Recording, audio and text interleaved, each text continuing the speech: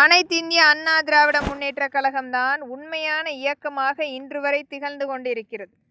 நம்முடைய மாண்புமிகு புரட்சித் தலைவர் டாக்டர் எம்ஜிஆர் ஐயாவால் உருவாக்கப்பட்ட நம்முடைய அனைத்திந்திய அண்ணா திராவிட முன்னேற்றக் கழகம் மக்கள் அந்த 3 வேளை உணவருந்த வேண்டும், வசிப்பதற்கு வீடு கட்டமைப்பு ஏற்படுத்த வேண்டும், வேலை வாய்ப்பு தொழில் வாய்ப்பு அனைத்துமே முறையாக கொண்டு வரப்பட வேண்டும்.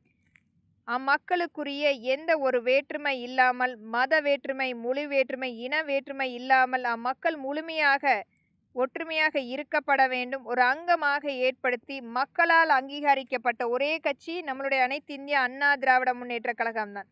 மக்களால் அங்கீகரிக்கப்பட்ட ஒரே சின்னம் நம்மளுடைய அனைத்திந்திய அண்ணா திராவிட முன்னேற்ற கழகத்தின் இரட்டை இலை சின்னம். இன்றைக்கும் மிகப்பெரிய ஒரு அங்கீகாரமாக திகழ்ந்து கொண்டிருக்கின்றது.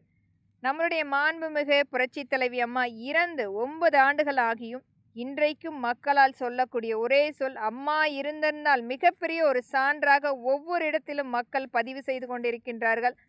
மின்வெட்டு என்பது மிகப்பெரிய அன்றைய காலத்தில் ஒரு முழுமையான அன்றைய இந்த தீய சக்தியினுடைய ஆட்சி நடத்த முடியாமல் திணறிக் கொண்டிருந்தது. அடுத்து வந்த நம்மளுடைய அனைத்திந்திய அண்ணா திராவிட முன்னேற்ற கழகம் நம்மளுடைய மாண்புமிகு புரட்சி தலைவி அம்மா ஏற்படுத்திய அந்த திட்டங்கள் இன்று வரை முழுமை பெற்று ஒரு மிகப்பெரிய ஒரு சான்றாக மின்சாரத்துக்கு எந்த ஒரு இடையூறுகள் இல்லாமல் இயங்கிக் கொண்டிருக்கிறது.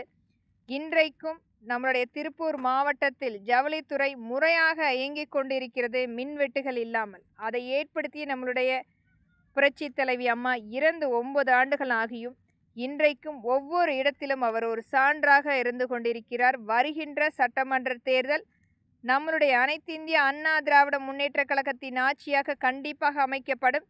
இன்றைக்கு ஜவுளித்துறையில் இருக்க அனைத்து பிரச்சனையுமே நிவர்த்தி செய்து அதற்குரிய தீர்வுகள் நம்மளுடைய சட்டமன்றத்தில் ஏற்படுத்தி தரப்படும். நன்றி, வணக்கம்.